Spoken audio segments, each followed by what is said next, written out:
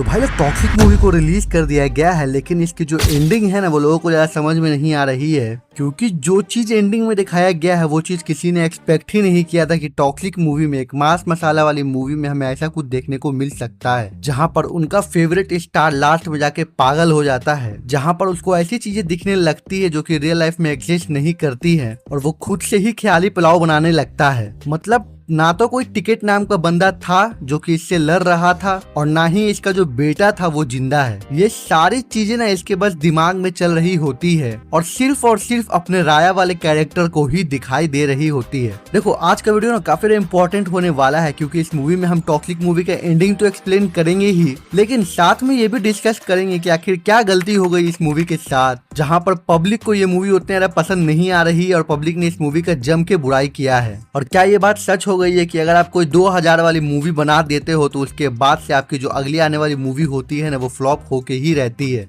ऐसा हमने बहुत सारे एक्टर्स के साथ देखा है, प्रभास के साथ देखा है, रामचरण के साथ देखा है, जूनियर एनटीआर के साथ देखा है, और कहीं ना कहीं इसका झलक हमने शाहरुख खान की मूवी डंकी में भी देखा है। तो क्या केजीएफ मूवी के बाद यश के साथ भी ऐसा ही हुआ है इस मूवी के साथ? जानेंगे हम आज के इसी वीडियो में। सबसे पहले बात करते हैं इस मूवी की स्टोरी के बारे में कि आखिर मूवी की स्टोरी थी क्या, और लोग ऐसा क्यों कह रहे हैं कि इसमें जो कमी थी ना वो बस स्टोरी की ही थी। तो देखो, जैसा कि मैंने अपने रिव्यू वाले वीडियो में कहा था कि मुझे ये मूवी उतने कुछ खास पसंद नहीं आई है, लेकिन मैंने ये भी कहा था कि मुझे लास्ट का कुछ पार्ट अच्छा लगा है मूवी में। खैर, मूवी की स्टोरी को हम शुरू से स्टार्ट करते हैं कि आखिर मूवी में हमें क्या देखने को मिला है। सबसे पहले तो आपको ये समझना होगा कि जो राया वाला कैरेक्टर है ना, उसका जो बचपन होता है ना वो शुरू से ही फकडअप होता है। भाई लिटरली उसकी जो माँ होती है ना वो एक प्रोस्टिट्यूट होती है जिसने अपने ही पति को मार दिया होता है, वो भी तब जब राया बच्चा था। इसके अलावा उसकी माँ जो होती है वो इतने ज्यादा कमीनी होती है कि वो जो अपनी नयनतारा वाली कैरेक्टर होती है ना उसको बच्चे में ही बेच देती है और उसको भी प्रोस्टिट्यूशन में लगवा देती है।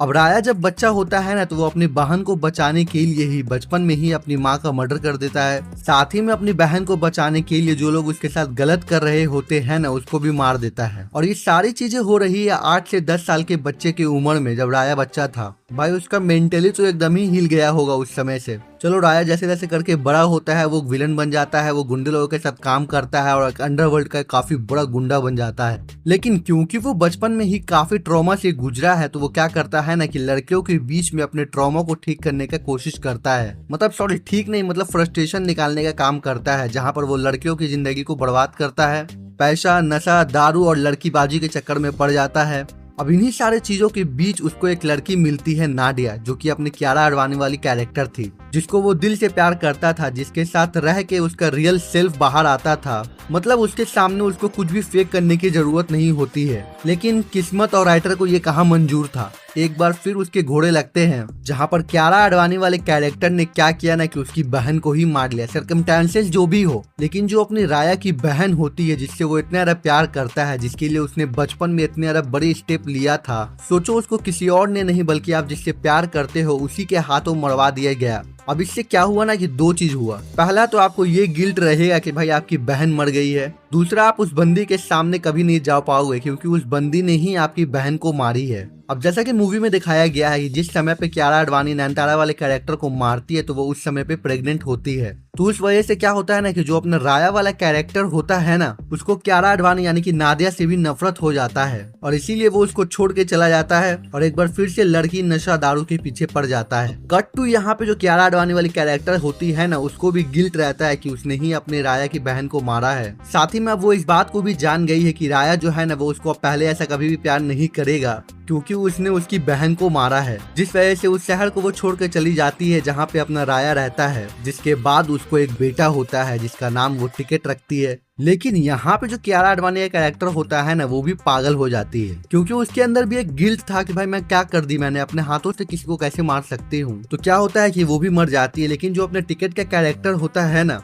वो उस समय पे बच्चा होता है और वो ये सारी चीजों को अपने आंखों से देख रहा होता है। अब इसी बीच वहाँ पे क्या होता है कि अपना राया का कैरेक्टर भी आता है और वो उस बच्चे को लेके गाड़ी में चला जाता है। अब मैंने तो आप लोगों को एक इम्पोर्टेंट बात बताया ही नहीं कि यहाँ पे जो कियारा आडवाणी के कैरेक्टर है ना वो किसी और के हाथ से नहीं बल्कि अपने राया के हाथ से ही मरती है, जहाँ पे वो क्या करता है कि बम से पूरे सर्कस को ही उड़ा देता है, जिसके साथ साथ कियारा आडवाणी का कैरेक्टर भी मर जाती है। तो अब राया क्या करता है कि अपने बच्चे को लेके कार में जा रहा होता है और उसको क्या करता है ना कि उस बच्चे को देख के भी उसको गिल्ट होता है कि भाई ये बच्चा वही है जिसके वजह से मेरी बहन मर गई है। तो वो उस बच्चे को क्या करता है ना कि कार में बैठा के पहाड़ी से ढकेल देता है, जहाँ पर उस बच्चे की भी मौत हो जाती है और जो चीजें हैं ना वो यहीं से फक्ड अप होना स्टार्ट हो जाती है। क्योंकि इसके बाद से क्या होता है ना कि उसको एक और गिल्ट हो जाता है कि भाई मैंने अपने महबूब को भी मार दिया और अपने बच्चे को भी मार दिया। तो भाई जो अपना राया होता है ना वो दिमाग में ही अपना एक इमेजिनरी कैरेक्टर बनाता है, जो कि कोई और नहीं बल्कि उसका बेटा होता है, जिसका नाम टिकट है, जिसको आप कह सकते हो कि स्प्लिट पर्सनैलिटी वाला बीमारी हो जाता है उसको, बिल्कुल अपरिचित वाले मूवी के जैसा। जहाँ पे वो क्या करता है ना कि उसके अंदर जितने भी गिल्ट और एग्रेशन होता है ना उस कैरेक्टर में डाल देता है, जिस वजह से क्या होता है ना कि वो जो कैरेक्टर होता है वो अपने राया वाले कैरेक्टर को नफरत करता है और उसको मारना चाहता है, जो कि हकीकत में जो अपना राया वाला कैरेक्टर होता है ना वो खुद के साथ करना चाहता है, लेकिन वो चाह के भी ऐसा नहीं कर पा रहा होता है। तो यही चीज हमें एंडिंग में देखने को मिलती है कि वो जो कैरेक्टर होता है ना टिकट वाला, वो कभी भी एग्जिस्ट करता ही नहीं था। वो तो बचपन में ही उस समय पे मर गया होता है जिस वक्त राया ने गुस्से में आके उस कार को पानी में ढकेल दिया होता है। और यही थी इस मूवी की एकदम शॉकिंग एंडिंग, जहाँ पे राया का जो कैरेक्टर होता है वो पागल हो जाता है लास्ट में, और जो टिकट का कैरेक्टर मूवी में ऐसा दिखाया जा रहा था कि भाई ये बहुत ही साइको है, तो उसका साइको होने को भी जस्टिफाई कर देता है। साथ ही में यहाँ पे एक चीज और बहुत ही अच्छा लगा मुझे कि यहाँ पे जो बाप बेटा कैरेक्टर को दिखाया गया था कि दोनों का शकल जो है वो सेम है, तो ये चीज भी काफी जस्टिफाई होती है कि यहाँ पे सेम क्यों था, क्योंकि देखो वो अपने ही अक्ष को देख रहा होता है, तो इसी वजह से दोनों का चेहरा जो है ना वो सेम होता है। भाई देखो ऑन पेपर जो मूवी की स्टोरी है ना वो बहुत ही सॉलिड है, लेकिन ये लोग इसको मूवी में अच्छे से एग्जीक्यूट नहीं कर पाए, और उसका सबसे बड़ा रीजन है अपने रॉकी भाई का कैरेक्टर जो उन्होंने केजीएफ मूवी से अपना बनाया है। भाई वो लोग अगर इस मूवी को एक सिंपल साइकोलॉजी मूवी बना के रखते ना तो शायद ये मूवी उनके ऑडियंस को उतना पसंद नहीं आती। नो डाउट मूवी बहुत ही जबरदस्त बनती, लेकिन जो लोग केजीएफ मूवी से उनके फैन बने हैं ना उनको वो मूवी बिल्कुल भी पसंद नहीं आती, क्योंकि भाई उनको चाहिए अपना जो यश का कैरेक्टर है ना वो स्वैग में हो, छपड़ी वाला डायलॉग मारे,